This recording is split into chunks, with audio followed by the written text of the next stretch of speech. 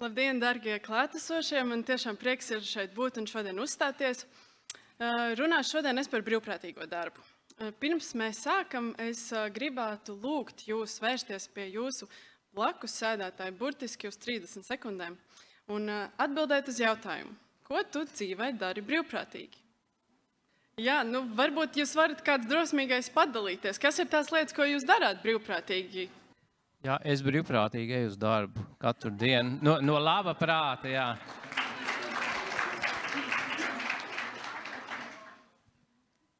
Jā, paldies liels. Man ir prieks, ka starp atbildēm izskanējušajām bija gan tādas lietas, kā ikdienišķas, jā, tas, ko mēs darām ārpus darba.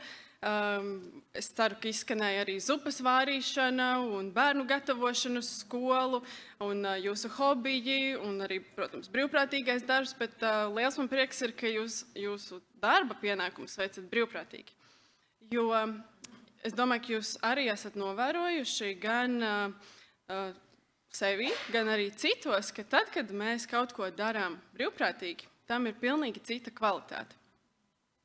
Un jāsaka godīgi, ka es izjūtu ārkārtīgi milzīgu cieņu un lielu abrīnu pret tiem cilvēkiem, kuri brīvprātīgi dodas uz ieslodzījumu vietām un strādā ar valsts probācijas dienesta klientiem. Un tāpēc es izjūtu arī milzīgu atbildību iepratī šiem cilvēkiem. Kāpēc? Kāpēc ir tā, ka tad, kad mēs veicam brīvprātīgi kaut ko, tam ir cita kvalitāte? Un es to saistu ar to, ka tad mēs redzam jēgu tajā, ko mēs darām. Kad mēs darām kaut ko brīvprātīgi, tad tas nav pienākums, tas nav tāpēc, ka tas ir jādara, jāgrib, un mēs saskatām tajā jēgu. Un šajā brīvprātīgajā darbā šo jēgu saskatām arī mēs, kā nodarbinātie. Un tāpēc es lūkšu jūsu uzmanību vērst uz video.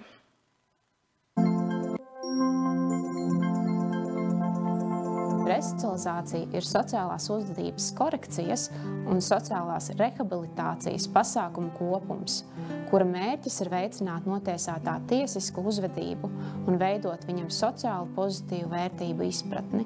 Brīvprātīgo kustību ieslodzījuma vietās tādā izpratnē, kāda tā ir šobrīd, ir samērā jauna aktivitāte Latvijā. Te vēl darbs ir turpināms, lai sabiedrība apzināto savu ieguldījumu svarīgumu likuma pārkāpumu prevencijām. Nepieciešams plašāk un plašāk vērst visas sabiedrības uzmanību uz to, ka ik viens no cilvēkiem ir vērtība mūsu kopienā, arī tas, kurš nonācis ieslodzījumā. Sabiedrības novēršanās no kādas sabiedrības grupas ir tuvredzīga attieksme, un tikai kopā mācoties un attīstot mūsu kopējo atbildību un iecietību ir iespējama veselīga sabiedrība. Brīvprātīgais ar savu darbību ieslodzījuma vietā var parādīt, cik svarīgi ir saturīgi pavadīt brīvo laiku, jo bieži vien likuma pārkāpumi tiek paveikti tādēļ, ka cilvēks nav pratis liederīgi izmantot savu brīvo laiku. Turklāt, brīvprātīgais ar savu piemēru rāda, ka savu brīvo laiku var ziedot arī citu cilvēku labā.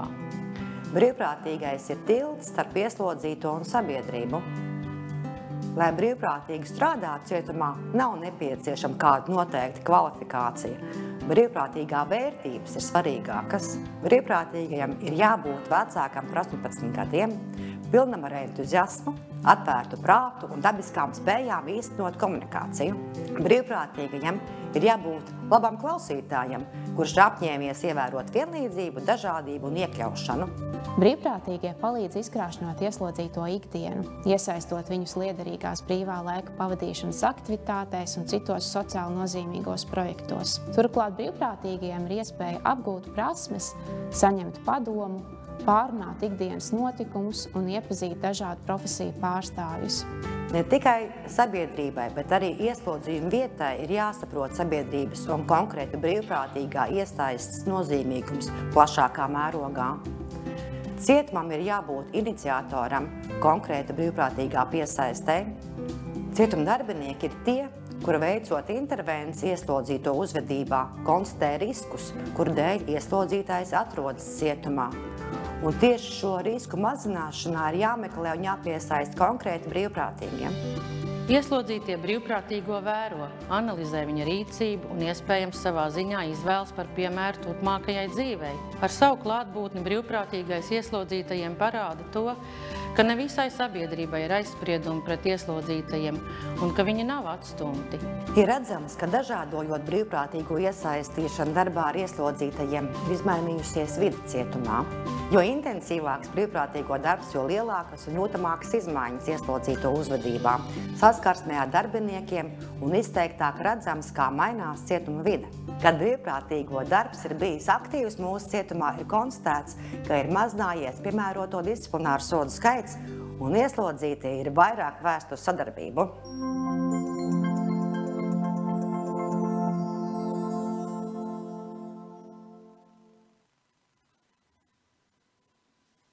Un tad mēs vienojamies, ka brīvprātīgais mums tiešām ir ļoti vērtīgs resurss. Un tāpēc mūsu mērķis, ieviešot brīvprātīgā darba sistēmu, bija, lai tas notiktu vienveidīgā, mērķtiecīgā veidā visās ieslodzījuma vietās Latvijā. Un, protams, lai tas tiktu organizēts atbilstoši brīvprātīgā darba likumam. Mūsu mērķis ir savest kopā šīs abas sabiedrības daļas, lai tās neatsvešinātos viena no otras. Un, protams,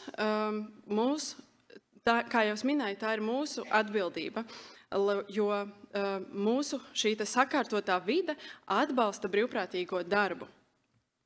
Nedaudz par statistiku, ko mēs esam paveikuši mūsu projekta laikā. Mēs esam apmācījuši 106 brīvprātīgo darba veicējus ieslodzījuma vietās, apmācījuši līdzgaitniekus, apmācījuši atbildīgumu un atbalsta apļu brīvprātīgos.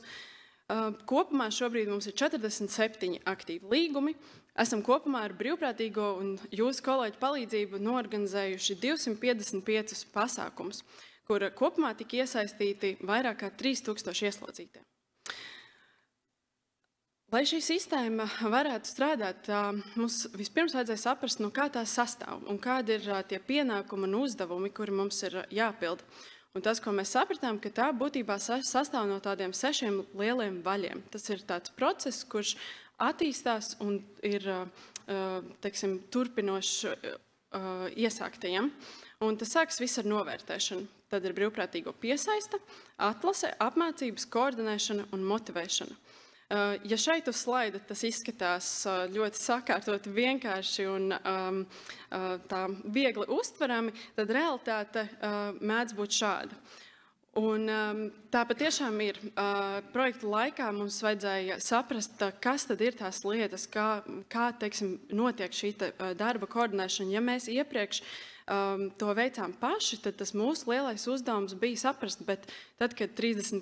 decembrī projekts beidzas, tad kurš to darīs un kā to darīs. Un tāpēc milzīgi šī nasta vai šie atbildības, tas nav viena cilvēka darbs, tas nav 3 cilvēku darbs, tas ir komandas darbs. Un mēs sapratām, lai šī sistēma varētu strādāt, ir nepieciešams katrā ieslodzījuma vietā vismaz viens brīvprātīgā darba koordinators. Milzīga loma šajā sistēmā ir mūsu mācību centram, sabiedrisko attiecību speciālistam, lai mēs stāstītu sabiedrībai par to, kāds milzīgs ieguldījums ir tad, kad cilvēki nāk brīvprātīgi uz cietumiem. Un, protams, centrālā aparāta arī koordinators brīvprātīgā darba. Bet tam visam pāri. Sākotnēji likās, ka šī ir tāda raķešu zinātne, un jāatzīst, ka mēs tiešām saskārāmies ar tādu diezgan lielu pretestību no dažādām pusēm, pavadījām neskaitāmas stundas dažādās sanāksmēs, lai saprastu, kā tad mēs šīs lomas varam sadalīt. Un lai arī varbūt, un šeit ir ļoti svarīgi, ka mums ir vadības atbalsts, un tādu mēs esam izjutuši no priekšniecības, no daļu vadītājiem, ka mēs esam vienojušies, ka brīvprātīgais mums ir svarīgs, un par to mums ir tiešām liels prieks, ka mēs sākam pietuvoties tiešām tādam Eiropas līmeņa domāšanai, gribētos tā teikt, varbūt skaļi, jo mēs saprotam, ka tā ir liela vērtība un kā palīgs mūsu arsenālā. Lūk. Bet tad iziesim cauri nedaudz tai sistēmai, ieskicējot pavisam vienkārši to. Sākas viss ar novērtēšanu un beidzas viss ar novērtēšanu. Vispirms ir svarīgi saprast, kādas ir aktuālās klientu vajadzības un ar kādām brīvprātīgo aktivitātēm mēs varam tās atbalstīt. Kādi ir esošie pieejamie resursi starp mūsu jau aktīvajiem līgumiem? Un, ja tādu nav, tad kur mēs varam meklēt kādās iestādēs vai organizācijās jaunus brīvprātīgā darba resursus? Un šeit jāpiezīmē, ka mēs savā 3 gadu pieredzē un kolēģi jau vēl ilgākā ir sastapušies ar mūsu Latvijas sabiedrību kā ārkārtīgi atbalstoši. Un tad, kad mēs nododam šo ziņu, tad īstenībā, ja vienas durvis neatverās, tad otrās un trešās noteikti atvērsies. Un kāpēc tas beidzas ar novērtēšanu? Jo mums ir arī jāsaprot, kādas jau tās realizētās aktivitātes, kas ir strādājušas, kur ir varbūt nepieciešams brīvprātīgiem kāds atbalsts un kādas varbūt jaunas vajadzības ir radušās. Tad, kad mēs esam sapratuši, kādu brīvprātīgo mēs meklējam, mums ir svarīgi šo brīvprātīgo piesaistīt. Un te mēs esam sapratuši, ka vislabāk tas notiek tad, kad mums ir, teiksim, tāda 2 veidu šī komunikācijas stratēģija, ja tā var izteikties. Un viena ir šāda vispārīga, kur lielākā atbildība tad gulstas uz sabiedrisko attiecību speciālista darbu ieslodzījuma vietu pārvaldē. Esam pārbaudījuši dažādus resursus, kā uzrunāt brīvprātīgos, un arī šeit mēs esam saskārušies ar fantastiskiem cilvēkiem. Kā vienu piemēru es varu minēt CV.LV portālu, ar kuriem sazinoties mums izdevās panākt vienošanos, ka viņi izveido atsevišķu sadaļu savā mājaslapā brīvprātīgais darbs. Un, kāpēc tas ir tāds liels sasniegums? Tāpēc, ka normāli tā vakances izvietošana, ja publicēšana maksā ap 700–800 eiro plus PVN, bet mums tas ir bez maksas. Tāpat arī valsts probācijas dienestam, un es ceru arī, ka citām organizācijām, kuras meklē brīvprātīgos. Otra svarīga sastāvdaļa, kā piesaistīt jaunos brīvprātīgos, ir lokālā mērogā. Jo ar tām lielajām kampaņām, vispārīgajām, mēs sapratām, ka tomēr piesakas vairāk cilvēki, kas ir Rīgā vai ap Rīgu dzīvojošiem, un mēs nespējam aizsniegties, piemēram, līdz Daugavpilī. Tāpēc ir svarīgi, ka koordinatori uz vietas, dzīvojot konkrētā reģionā, viņi ir kontaktā ar savu vietējo pašvaldību, kuras resursus arī mēs varam izmantot. Esam ar viņiem tikušies, runājuši, pastāstījuši, un viņi nāk mums pretī un izvieto gan savā mājaslapā, gan Facebook lapās. Tāpat arī tāda nozīmīgs resurss ir vietējie nodibinājumi, biedrības, sporta organizācijas, kur arī ir pretīm nākoši cilvēki. Lūk, tas, ko es arī vēl vēlos piemetināt pie brīvprātīgo piesaistes, ka ir svarīgi izmantot visus resursus, kas mums ir. Un es ceru, ka jūs visi sakojat ieslodzījuma vietu pārvaldes un valsts probācijas dienas sociālajiem tīkliem, jo tur arī mēs ik pa laikam ievietojam dažādus stāstus par aktuālajiem pasākumiem, kas ir bijuši sakarā ar brīvprātīgo darbu.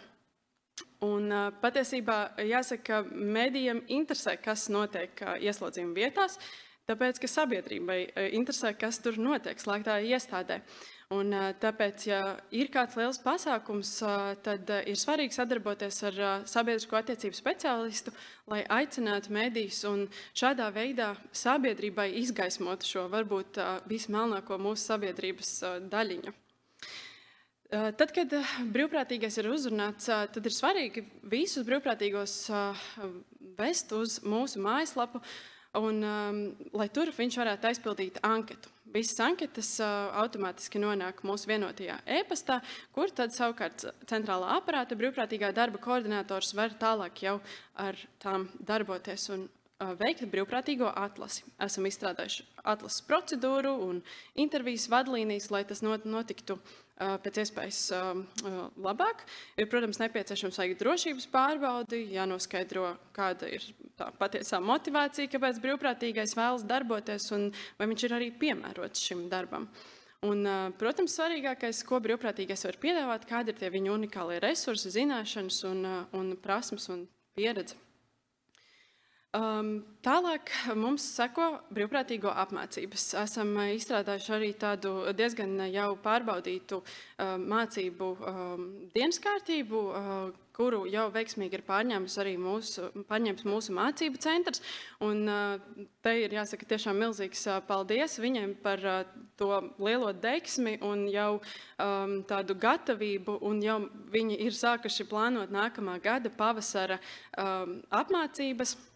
Mēs plānojam, ka tas notiks reizi gadā klātienē, un brīvprātīgie tiks apmācīti. Kas ir svarīgi, tad apmācības ir ne tikai drošības jautājums, bet brīvprātīgiem dod noteikti zināšanas, kas palīdz viņiem kvalitatīvi veikt šo darbu. Viņi izjūt noteiktu piederību, un, protams, ka viņu darba kvalitāte tad arī var celties.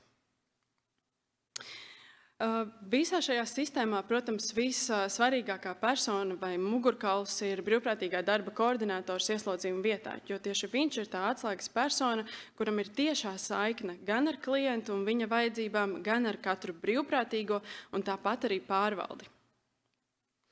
Un viņu pienākumi tieši ir saistīti ar šī darba koordinēšanu.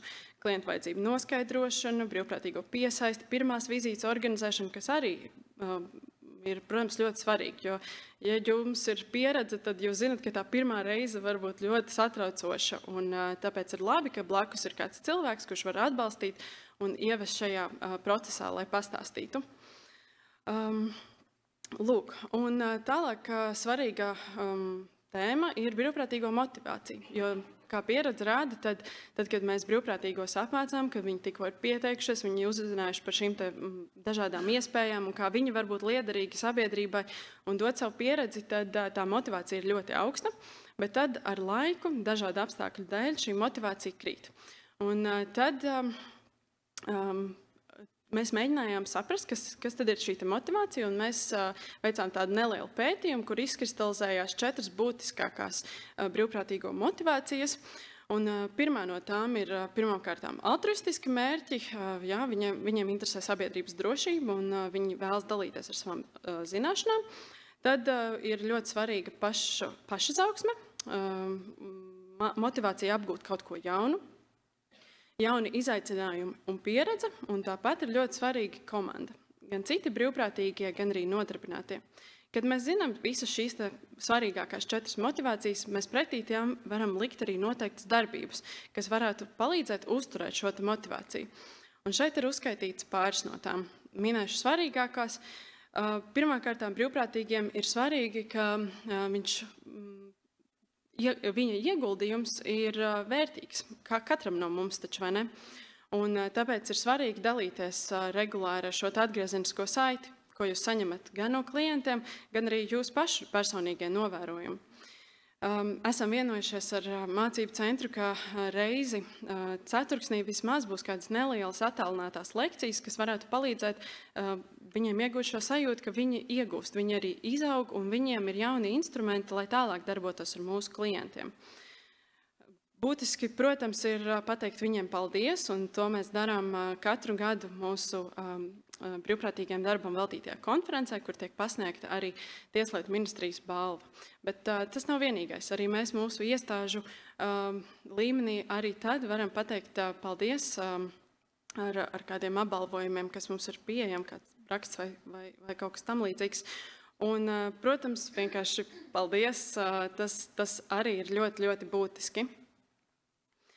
Bet nemazāk svarīga ir arī pašu koordinatoru motivācija. Un, protams, šodien dzirdot šo diezgan satraucošo ziņu par to, kāda nākotne mūs gaida tuvākajā laikā par šiem nepietiekamo atalgojumu, un ka tā motivācija nav skaidrs, ka tās primārās vajadzības netiek nodrošināts, tad tā motivācija nevar būt augsta. Un, te ir jāsaka, kā mēs zinām, Ričards Brensons, slavenais uzņēmējs, ir teicis, parūpējieties par saviem darbiniekiem, viņi parūpēsies par klientiem. tāpat arī brīvprātīgiem. Tāpēc šis ir tiešām ārkārtīgi svarīgi domāt par katra koordinātora iekšējo motivāciju un atbalstīt viņu vadītājiem un priekšniekiem. Bet es gribētu teikt, ka mūsu mērķis nav kvantitāte, mūsu mērķis nav noslēgt nākošajā gadā vēl 100 jaunus līgumus. Mūsu mērķis ir brīvprātīgā darba kvalitāte. Un te es runāju arī par tiem reģioniem, kur varbūt pagaidām tas brīvprātīgais darbs vēl nav tik aktīvs, bet ja koordinators atrod kādu pašam jēgpilnu un svarīgu lietu, kuram acis pašam dega par šo, tad es ieteiktu arī šo realizēt. Un necensties iegūt maksimāli daudz brīvprātīgos, bet realizēt kaut ko vienu, varbūt tikai ar vienu brīvprātīgo, bet pa maziem solīšiem šādā veidā arī veidot šo sistēmu.